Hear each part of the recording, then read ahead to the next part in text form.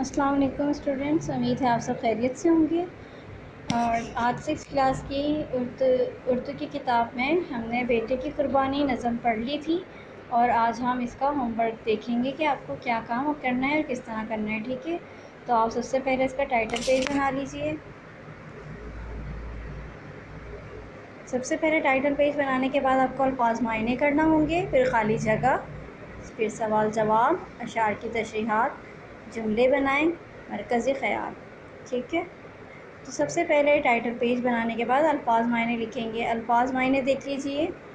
پدر، پدر کا مطلب ہوتا ہے باپ، والد، ٹھیک ہے؟ سعادت مند یعنی فرما بردار۔ ذبح، قربان، ٹھیک ہے؟ ذبح ہونا، قربان ہونا۔ لہو، خون، طاعت گزاری، اطاعت گزاری کو کہتے ہیں، فرما برداری کو کہتے ہیں۔ رضا جوئی، راضی ہو جانا، مان جانا۔ جرأت، ہمت۔ تأمل اور تذبذب کے ایک ہی مطلب ہے، ہچکچاہٹ، ٹھیک ہے؟ فرزند، فرزند بیٹا۔ پائے تعمیل، تعمیل کرنا، حکم پورا کرنا، ٹھیک ہے؟ پسر، بیٹا۔ حلقوم، حلق اور مشیت، اللہ تعالیٰ کی رضا، اللہ تعالیٰ کی مرضی، ٹھیک ہے؟ پھر اس کے بعد آپ کو خالی جگہ کرنی ہے۔ نظم بیٹے کی قربانی کے شاعر کون ہیں؟ نظم بیٹے کی شاعر کے نظم بیٹے کی قربانی کے شاعر حفیظ جالندھری ہیں۔ نظم میں کس کا ذکر کیا گیا ہے؟ حضرت ابراہیم علیہ السلام کی قربانی کا ذکر کیا گیا ہے۔ حضرت اسماعیل علیہ السلام کا لقب کیا تھا؟ ذبیح اللہ۔ حضرت اسماعیل علیہ السلام کا لقب ذبیح اللہ ہے۔ حفیظ جالندھری نے پاکستان کا قومی ترانہ بھی لکھا ہے۔ مسلمان ہر سال اسی واقعے کی یاد میں عید الاضحیٰ مناتے ہیں۔ اس کے بعد سوال جواب دیکھ لیجئے۔ اس نظم یعنی بیٹے کی قربانی کے شاعر کون ہیں؟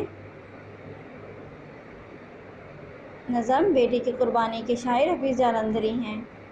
سوال نمبر 2 ہے، حضرت ابراہیم علیہ السلام کی اس عظیم قربانی کی یاد میں ہم کون سی عید مناتے ہیں؟ حضرت ابراہیم علیہ السلام کی اس عظیم قربانی کی یاد میں ہم عید الاضحیٰ مناتے ہیں۔ سوال نمبر 3، اس نظم میں چہرے کے تاثرات بیان کرنے کے لیے کون سے الفاظ استعمال کیے گئے ہیں؟ تأمل، تذبذب، رحم، اطمینان اور بحالی۔ سوال نمبر 4 ہے، اس نظم کے کوئی سے 2 اشعار لکھیے جن میں مکالمے ہیں۔ مکالمے مطلب بات چیت یا گفتگو۔ تو باپ اور بیٹے کے درمیان جو بات چیت ہو رہی ہے، ایک نے اپنا خواب بتایا، دوسرے نے پھر اس کے جواب میں جو کچھ بھی کہا، ٹھیک ہے؟ تو اس کو کہیں گے بات چیت۔ تو یہ شعر کی صورت میں موجود ہیں، یہاں دیکھ لیجئے۔ پدر بولا کہ بیٹا آج میں نے خواب دیکھا ہے، کتاب زندگی کا ایک نرالا باب دیکھا ہے۔ مطلب باپ نے اپنے بیٹے سے کیا کہا کہ میں نے ایک خواب دیکھا ہے اور یہ میری زندگی کا بہت ہی انوکھا واقعہ ہے، ٹھیک ہے؟ پھر اس کے جواب میں بیٹے نے کیا کہا؟ اے باپ، کہا فرزند نے، اے باپ اسماعیل صابر ہے، خدا کے نام پر بندہ پائے تعمیل حاضر ہے، ٹھیک ہے؟ اس کے علاوہ اور بھی مکالمے ہیں، اگر آپ وہ لکھنا چاہیں تو اور بھی مکالمے یعنی بات چیت جو باپ اور بیٹے کے درمیان ہوئی تھی، جو کہ انورٹڈ کاماز کے اندر ہوتی ہے، تو آپ لکھ سکتے ہیں۔ سوال نمبر 5 ہے آپ کا، اس نظم میں پدر اور پسر کا نام نہیں لکھا گیا، کیا آپ جانتے ہیں وہ کون تھے؟ اس نظم پدر مطلب باپ اور پسر مطلب بیٹا، ان کا نام نہیں لکھا گیا ہے، تو وہ کون تھے، کس کے بارے میں ہے یہ واقعہ؟ تو اس نظم میں پدر سے مراد حضرت ابراہیم علیہ السلام اور پسر سے مراد حضرت اسماعیل علیہ السلام ہیں۔ اب اس کے بعد اس نظم کا مرکزی خیال تحریر کریں گے۔ مرکزی خیال کہتے ہیں کہ کوئی ایک خاص پوائنٹ آف ویو کو مائنڈ میں رکھ کر اس ٹاپک کے اوپر نظم لکھنا، ٹھیک ہے؟ تو وہ مرکزی خیال کہلائے گا۔ نظم بیٹے کی قربانی کا مرکزی خیال یہ ہے کہ اللہ کے فرمانبردار اور متقی بندے اس کی راہ میں اپنی عزیز ترین شے بھی قربان کرنے سے دریغ نہیں کرتے، مطلب ہچکچاتے نہیں ہیں، کسی تأمل اور کسی تذبذب کا شکار نہیں ہوتے، ان کے چہروں پر بہت اطمینان ہوتا ہے۔ انہیں کسی قسم کا ڈر اور خوف نہیں ہوتا، وہ اللہ کی رضا پر راضی اور خوش ہوتے ہیں۔